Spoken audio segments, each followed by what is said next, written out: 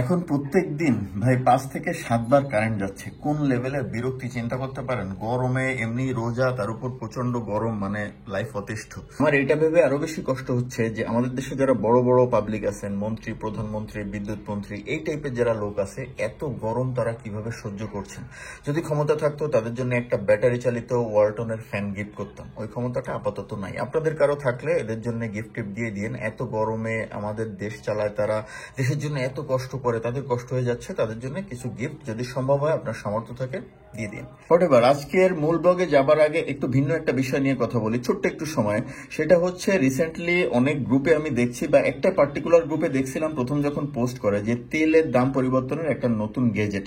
ওই গ্যাজেটটা যখন ওরা পাবলিশ করছে ওই গ্রুপে, এরপরে অনেকেই কমেন্ট করছে, হাবিজাবি কমেন্ট দিয়ে ভরে ফেলছে। আসলে আমরা একটা জিনিস পাইলে না জেনে না বুঝে ঝাঁপ দিয়ে পড়ি, এটা খুব বাজে একটা অভ্যাস, মানে এটা একটা ইডিওটিক অভ্যাস। ওই গ্যাজেটের নিচে যারা কমেন্ট করছেন, অনেকে লিখছেন ভুয়া, এটা সেটা হাবিজাবি, অনেক উল্টাপাল্টা কমেন্ট। আসলে ওই গ্যাজেটে ক্লিয়ারলি লেখা ছিল যে তেলের দামটা ওরা লিখছে, অকটেনের দাম 114 টাকা বা 115 টাকা এরকম, পেট্রোলের দাম 111 টাকা। এটা হচ্ছে ডিলারদের জন্য, এটা কাস্টমারদের জন্য বা আমাদের জন্য না, এটা ডিলারদের প্রাইস। সো এই প্রাইস কিন্তু আমাদের জন্য হবে না। আর নতুন যে গ্যাজেট হয়েছে, এই গ্যাজেটে শুধুমাত্র কেরোসিন আর ডিজেলের দাম চেঞ্জ হয়েছে, একটু কমছে, অকটেন পেট্রোলের দাম কমে নাই। তার মানে অকটেন পেট্রোল আমরা যে দামে কিনতেছি ওই দামই আছে। সো অকটেন পেট্রোলের দাম কিন্তু কমে নাই। এই বিষয়টা ক্লিয়ার করার জন্যই এই কথাটুকু বললাম। যাই হোক, যেহেতু তেল নিয়ে কথা বললাম, তেল নিয়ে আজকে কিছু করি। আজকে একটা বাইকের মাইলেজ টেস্ট করব। কি বাইকের মাইলেজ টেস্ট, কার বাইকের মাইলেজ টেস্ট, চলেন বাইরে গিয়ে দেখাচ্ছি। এই হচ্ছে সেই হিরো স্প্লেন্ডারটা, যেটা নিয়ে আমি একটা রিভিউ করছিলাম। আমার বন্ধু ডক্টর সোহেলের বাইক এটা। ও অনেক দিন ধরে আমার উপর চিল্লাচ্ছিল যে why you are not testing a mileage. ও মাইলেজ নিয়ে ওর মনে হচ্ছে যে মাইলেজ কম পাচ্ছে, 40-45 এরকম পাচ্ছে সিটিতে, হাইওয়েতে 50-55 এই রেঞ্জের। অনেকদিন গাফিলতি করার পরে আজকে ওকে নিয়ে বেরোইতে বাধ্য হলাম, আর আজকে সফল হলাম। যদিও আগে একদিন ট্রাই করছিলাম, ওই দিন তেল পড়তেছিল এখান থেকে পাইপ লাগানোর পরেও, যে কারণে টেস্ট করতে পারি নাই। সেটা অনেক আগে, প্রায় 5-6 মাস হয়ে গেছে। আর আজকে পলাশবাড়ি ওইখান থেকে এইসব লাইন টাইন দিয়ে এতক্ষণ রাইড করতেছিলাম। তেল শেষ হইলো, এখন মাইলেজ টেস্টটা শুরু করব। তেল শেষ হইলো কারণটা হচ্ছে কি, এটার পাইপ দিয়ে তেল নামতেছিল না, যে কারণে তেল নামায় টেস্ট করে নিচ্ছিলাম যে কেউ সবকিছু ঠিকঠাক আছে কিনা। সো এতক্ষণ খুলনা বাইপাস রোডে রাইড করলাম। এখন তেল শেষ হয়েছে, একটু দেখেন এইখানে এই লাইনটা আলাদাভাবে দেওয়া হয়েছে। আর বেসিক্যালি আপনাদের বিশ্বাস করানোর জন্য কোনো কিছু করতে এখন রোজার সময় ভালো লাগতেছে না, কোনোভাবে রেস্টার্ট নিচ্ছে না। হ্যাঁ,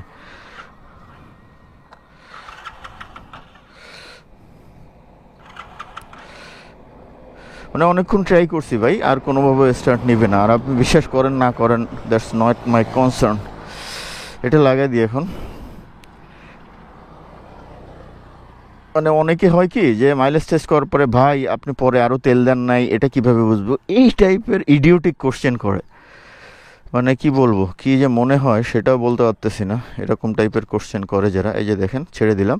এক্স্যাক্টলি 250 ml পেট্রোল আছে, 250 ml।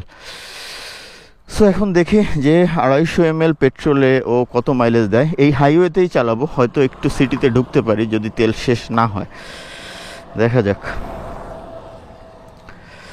থাম্বনেইলে ছবি টবি তো তুললাম না, স্টার্ট কি হবে?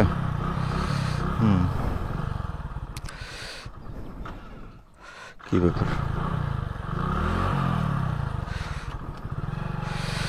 যাক দেখা যাক। ও আচ্ছা, এখনো তো সবথেকে গুরুত্বপূর্ণ কাজটা করি নাই, যে কতটুকু আসলে আছে, মিটারে কত আছে সেটাই তো এখনো নোট করি নাই। তাহলে বুঝবো কেমনে মাইলেজ কত পাইছি। 33,566, প্রায় 67 হয়ে যাবে। 33,566.8 দেখা যাক। 33,566.8, 8 আর 9-এর মাঝামাঝি, 8ই বলা যায়। 8টা উঠে একটু পরে 9 হবে, 8ই আমি ধরি, দেখা যাক। হাইওয়েতে একটা 100 সিসির বাইক, এক্স্যাক্টলি এটা 97 সিসির বাইক। হাইওয়েতে 97 সিসি বা 100 সিসি যাই বলেন, এই বাইকগুলো যেভাবে রাইড করা হয় ওইভাবে রাইড করব। 4টা গিয়ার আছে, 4টা গিয়ারই চেঞ্জ করে দেখব। যদিও এক গিয়ার এখানে প্রয়োজন নাই, 2, 3, 4 এভাবেই হবে। স্পিড আছি এখন 40-এ। আর এটাতে যেহেতু আরপিএম মিটার নাই, সো কত আরপিএম আছি দেখাইতে পারবো না। স্পিড হচ্ছে এখন 50-এ। ওকে, লেটস গেইন টু 60 মিটারে দেখা যাচ্ছে কিনা জানি না, বাট ইটস অলমোস্ট 60। পেছনে একটা ট্রাক। হ্যাঁ, এখন এক্স্যাক্টলি 60। দেখি 70-তে যাই। ওরে বাবা, R15 ভার্সন 3-4 হবে কিছু একটা। আমি একটু 70-তে রাইড করে দেখি। 4 গিয়ারে আছি। I am almost 70। ইয়েস, আমি 70-তেই আছি।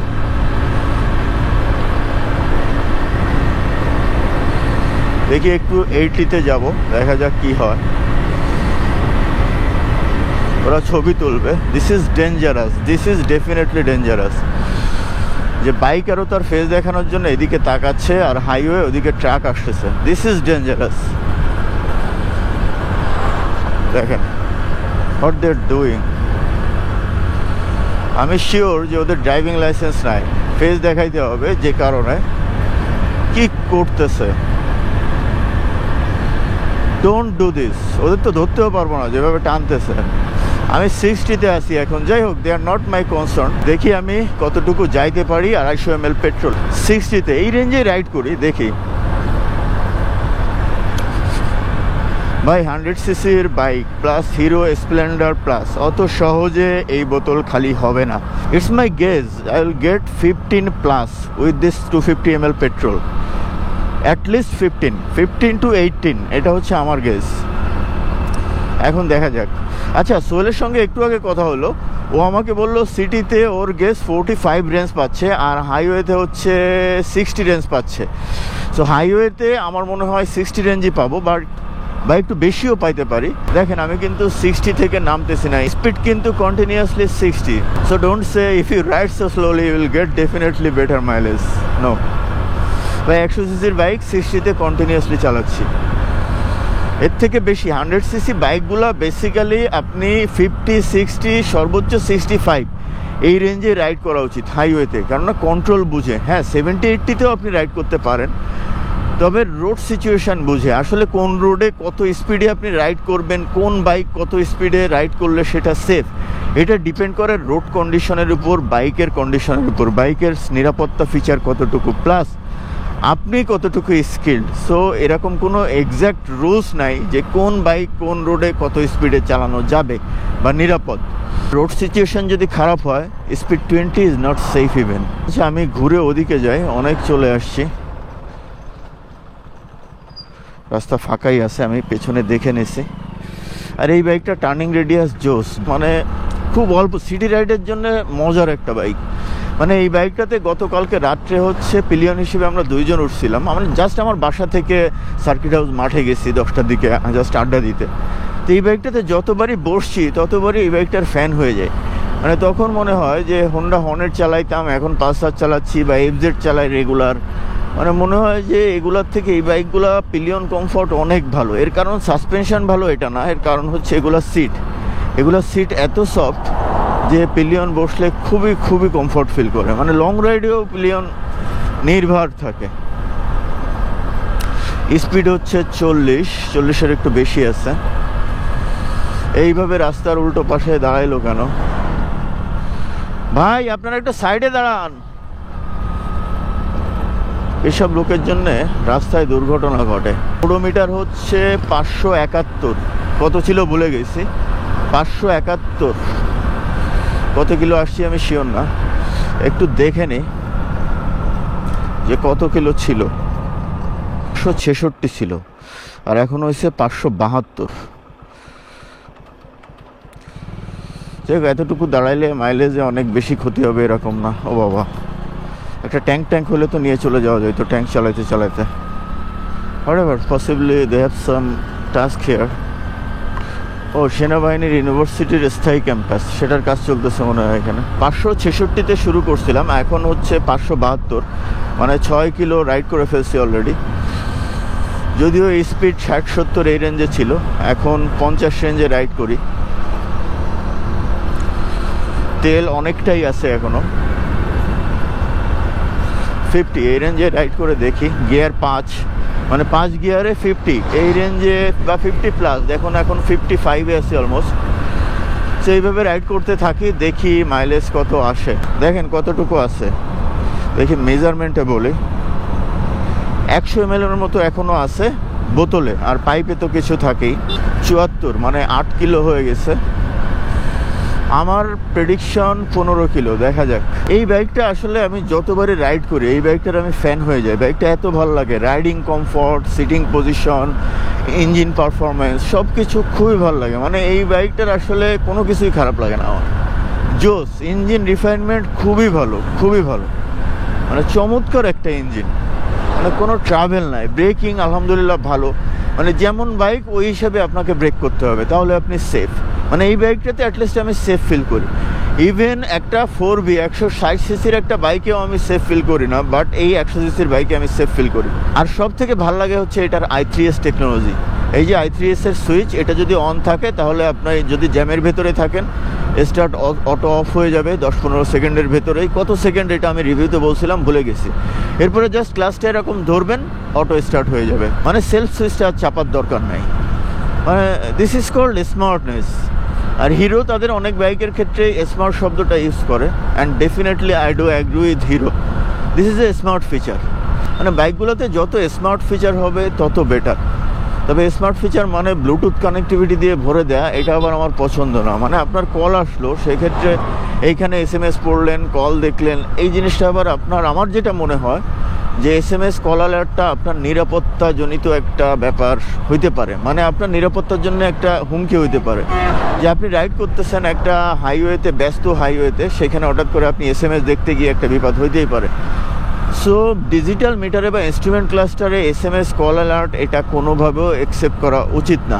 Only one condition, that is if you are riding your bike, don't touch your mobile phone. একটা মুহূর্তের ভেতরে আপনার লাইফটা চেঞ্জ হয়ে যেতে পারে। আপনি সুস্থ থেকে অসুস্থ হয়ে যেতে পারেন, আপনি জীবিত থেকে মৃত হয়ে যেতে পারেন। That is matter of a second. So bike রাইডিংয়ের সময় মোবাইল টাচ না করা বেটার। আমার প্রচুর মোবাইল ফোন আসে, অনেকে বলে আমি ফোন ধরি না সময় মতো। The reason is when I ride I don't touch my phone even. 578, 566-তে শুরু করছি, মানে 12 কিলো, 4 48 মাইলেজ চলে আসছে। Wow, that's good. My expectation is 60। আপনাদের এক্সপেকটেশন কি? কমেন্ট করেন তো যে এই হিরো স্প্লেন্ডার প্লাস 250 ml পেট্রোলে কত মাইলেজ দিতে পারে, বা 1 লিটারে কত মাইলেজ দিতে পারে। 45, 50, 40, 60, 65? একটু কমেন্ট করেন তো। এরপরে একেবারে শেষে গিয়ে দেখবেন যে কার প্রেডিকশনটা ঠিক আছে। 45 স্পিডে আছি। আচ্ছা দেখেন, আমি এখন 40 স্পিডে আছি, আর 79, 579, তার মানে 13, 4 13 52, একটু পরেই হয়তো 80 হয়ে যাবে, দেখা যাক। আমি 40-র উপরে যাইতে চাচ্ছি না, and that's why I am not overtaking this beautiful cute private car. 580 মানে হচ্ছে 66, 80, 66 আর 10, 76, 10 আর 4, 14 গুণ 4, 56 মাইলেজ কিন্তু চলে আসছে। 4 14 56 সম্ভবত, শিওর না। সো 56 মাইলেজ অলরেডি চলে আসছে। আমার এক্সপেকটেশন অ্যাটলিস্ট এখনও 4, মানে 80 তো 84 প্লাসে গিয়ে থামা, এটা হচ্ছে আমার এক্সপেকটেশন। দেখি চালাইতে থাকি। দম মারা শুরু করছে, দেখেন অবস্থা। এই দম মারা অবস্থা যদি আমি আস্তে চালাইতে যাই তাহলে ঘটবে কি, তাহলে স্টার্টটা বন্ধ হয়ে গেলে আর স্টার্ট নাও নিতে পারে। এই জন্য এখন একটু আমি টানি। 81, 581, এখন একটু বেশি পিক আপ ধরতেই হবে। 50 60 এই রেঞ্জে থাকি। ওরে ধুলারে আল্লাহ! আর গাড়িগুলোর স্পিড কি, ও তো মনে হয় 120-25 গেল। ওকে, let's check. 50 60 speed almost. 81,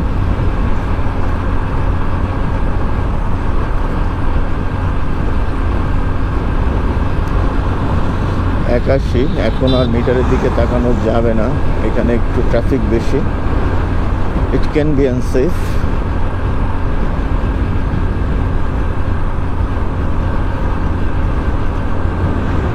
by ময়ূরীতে ঢুকে যাব যদি তার আগ পর্যন্ত তেল থাকে। বাট এখন কিন্তু দম মেরে মেরে আগাচ্ছে, এখন কিন্তু বাইক ধাক্কাচ্ছে, স্মুথলি আগাচ্ছে না বা স্মুথলি চলতেছে না। এনি টাইম এটা হয়তো থেমে যাবে। এই যে দেখেন স্পিড কমে গেল, মানে ছেড়ে দিল।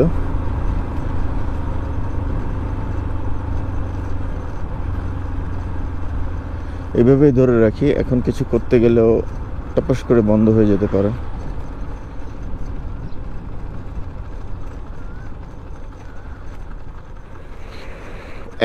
একবারে থেমে গেল, দেখেন স্টার্টটা বন্ধ হয়ে গেল। কততে বন্ধ হলো আগে একটু দেখি। 582, 66 আর হচ্ছে 82। দেখেন এটার একটা স্ন্যাপ নিই। আমি জানি না যে স্টার্টার হবে কিনা, ট্রাই করব। 582, 66 বিয়োগ 82 কত হয়? ক্যালকুলেটর। 82 বিয়োগ 66, 16 গুণ 4। ও বাবা, 64 মাইলেজ তো অলরেডি চলে আসছে। Huge 64 mileage. Oh great 64।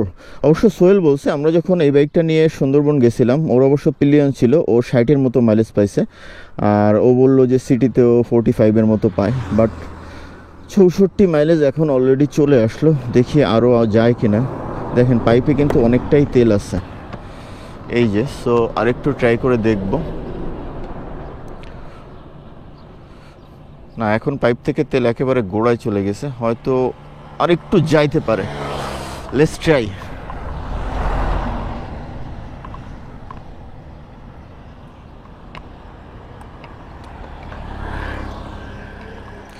একটু ওদিকে কাট করে নিলাম, দেখা যাক।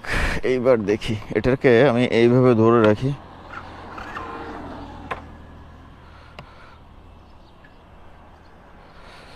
হইতে পারে স্টার্ট নিছে, আবার নাও নিতে পারে। হ্যাঁ, I am not sure. Neutral.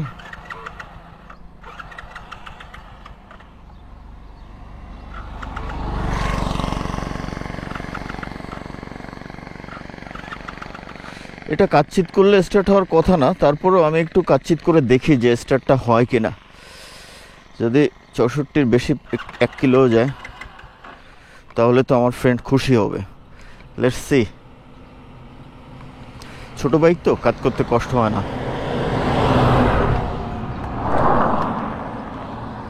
যে স্পিডে গাড়িগুলো যাচ্ছে ভয় লাগতেছে, ওরা আমাকে না বাতাসে উড়ায় দিয়ে যায়।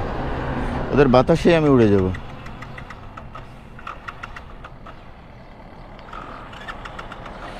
না, আর যাবে না। তেল পাইপে একটু ছিল, এইভাবে ধরার পরে ওটা ভেতরে ঢুকে গেছে কার্বুরেটরে, বাট ওইটুকুতে তো স্টার্ট নিচ্ছে না। না নিলে আর কিছু করার নাই। তো মাইলেজ পাইলাম হচ্ছে 64। 250 ml পেট্রোলে 64 কিলোমিটার মাইলেজ দিল হাইওয়েতে, হিরো স্প্লেন্ডার প্লাস। আমার কাছে মনে হয় যে এটা যথেষ্ট ভালো mileage. This is cool. So বন্ধু, ডক্টর সোহেল, তোমার বাইকে আজকে মাইলেজ পেলাম হচ্ছে 64।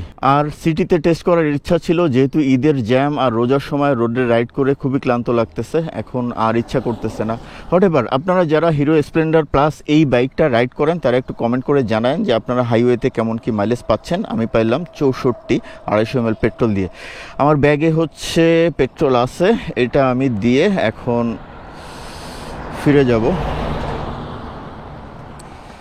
এই যে এটা ঢালবো। ঢালার আগে হচ্ছে আমি আপনাদের কাছ থেকে বিদায় নিয়ে নিই।